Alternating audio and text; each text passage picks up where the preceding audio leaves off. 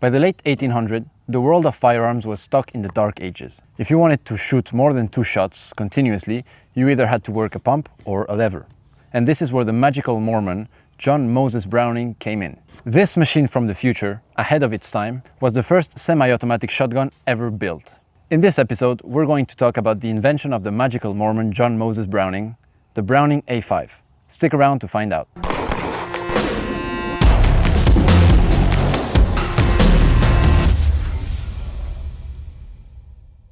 Hello everyone, welcome back to another video of Dennis at the Range. Today we are going to be discussing the Browning A5, its history, who John Moses Browning was, and in the end we're going to shoot it a bit to show you how the mechanism works. If you like this video, make sure to like and subscribe, and let me know if you have any experience with this shotgun, because it has been produced, as we'll go later in the video, for a long time, and it was always the bee's knees for duck hunting and hunting in general. So without further ado, let's dive into it.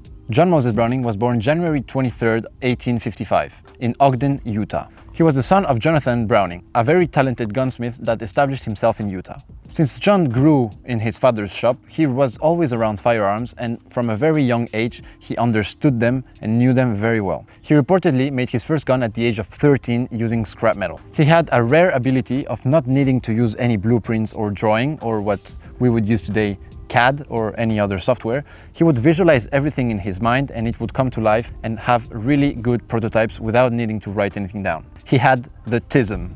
In his 20s, John and his brothers opened a gun shop, and in this gun shop they made their first gun. His first major breakthrough was a single-shot rifle that caught the attention of Winchester.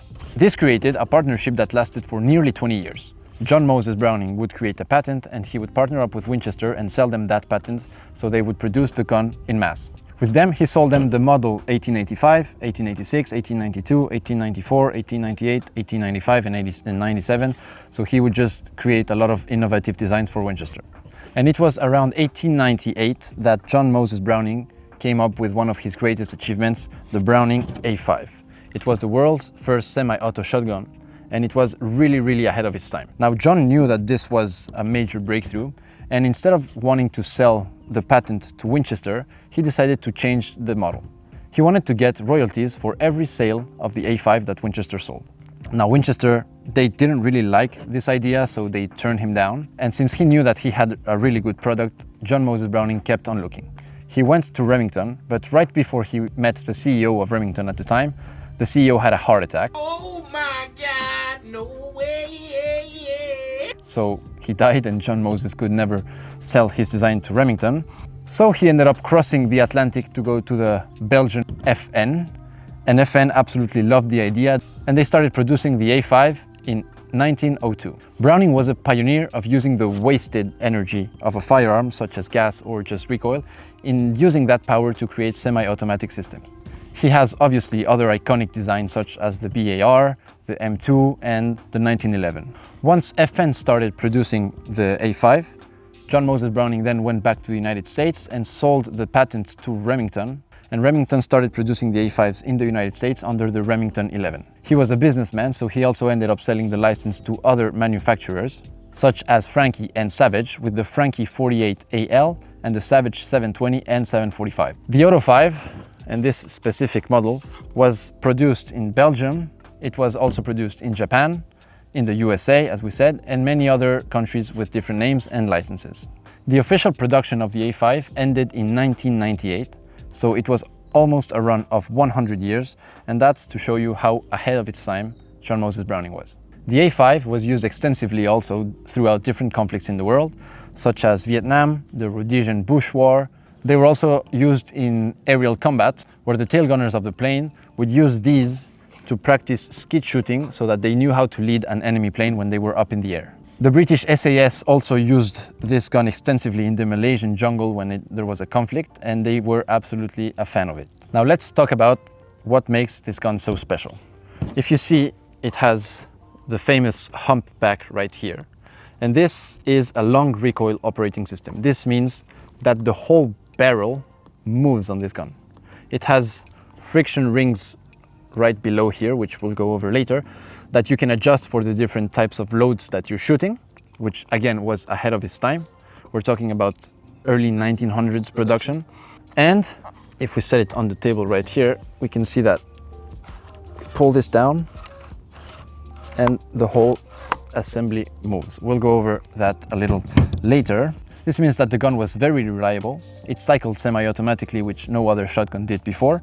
And this versatility was truly thinking ahead. Now, talking about this famous humpback profile, this, apart from the role of having the bolt cycle in it, it's really useful to shoot. You don't have to get your cheek as low, so you can have a more natural aim point, and it gives the charm of the A5. This particular version has a 4+1 tube, although the ones in Rhodesia could use the 8+1, so this thing, the handguard, went like all the way here and you could put a lot more. Okay, so now here we have the beautiful Browning A5. Let's go from tip to butt. We're gonna begin here with just a regular barrel. It's actually pretty easy to aim with the humpback design. You just put this little bead and fire. It's a very intuitive gun. If we go down, we see that we have the handguard over here. On the barrel, we have the beautiful markings, Browning Arms Company Morgan, Utah and Montreal, PQ. This one is made in Belgium.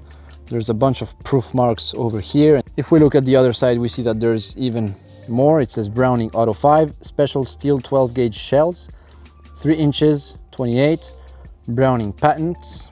Now flipping it on the other side, we have the beautiful Browning logo with some nice engraving. This actually is the tube lock.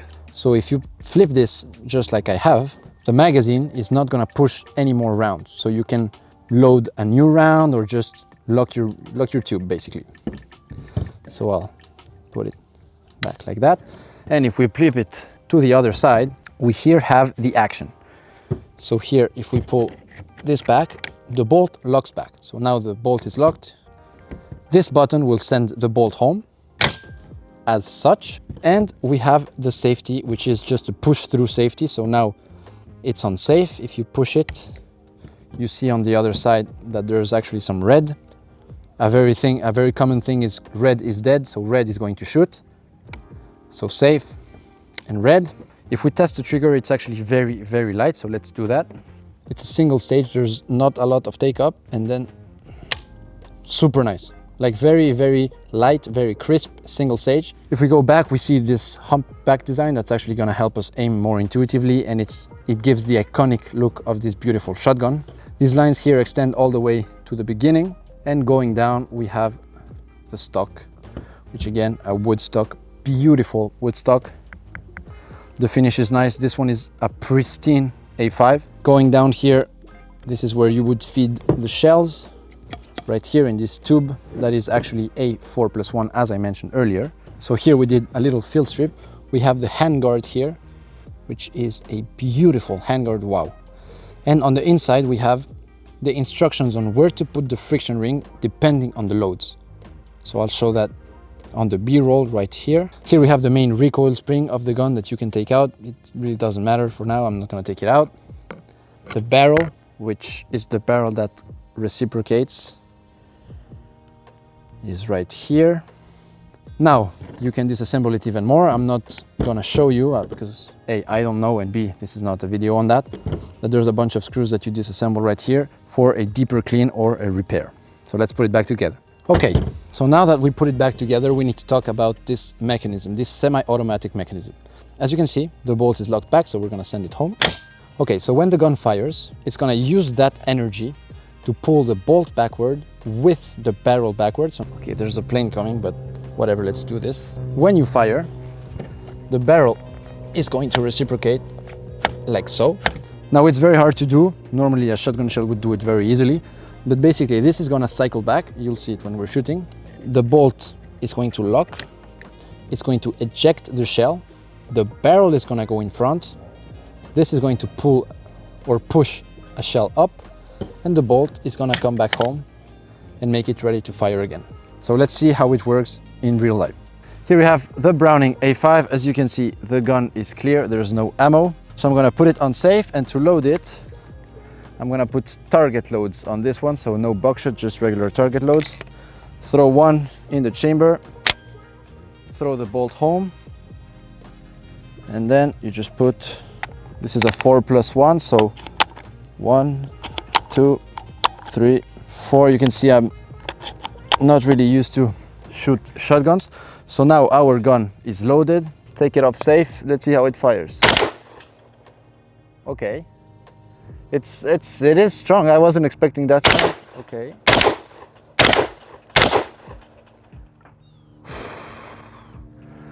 That is one cool shotgun. Wow. You can see how Browning was ahead of his time by a lot. It works really well. The recoil is kind of weird because there's like the two stages. Let's give it some more shots. Safety off.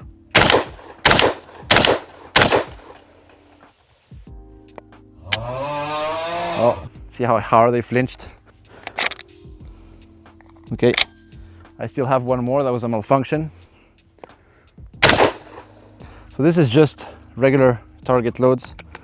There's nothing special. It doesn't kick too bad, again, because of the munition. 4. But it does feel kind of, it's more of like a push. Since this whole thing reciprocates, it's kind of like a slower thump instead of just shooting a pump action where it recoils strongly into the shoulder. This is more of a long, steady push than the sharp push that gives a pump action shotgun. Let's give it some more rounds. Oh.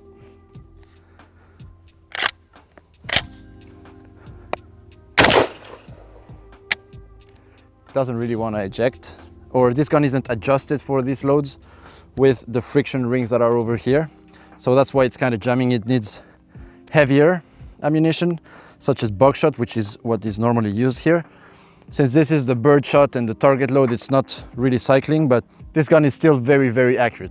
So yeah, we're having issues with the cycling of the gun, but it's not the gun's fault, it's my fault for not giving it the right ammo. This is just target practice ammo. But we are getting some to cycle, so it's gonna look quite good. Super interesting gun. It does kick very hard compared to what I am used to, which is a 9mm Glock. But whatever, apples to oranges. Okay, that went.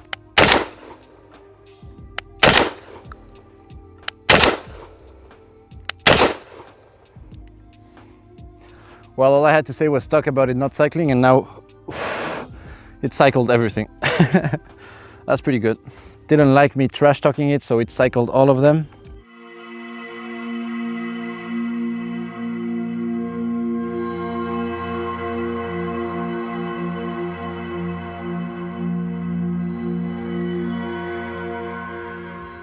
Thank you very much for watching this video. I hope you enjoyed and I hope you learned as much as I did. This was a super fun one to do, really interesting gun. It has a very specific way of having the recoil, so that's super interesting. And being behind it when you're shooting it, it does feel quite weird. But it's an amazing gun, and thanks for watching. Until the next time, Dennis out.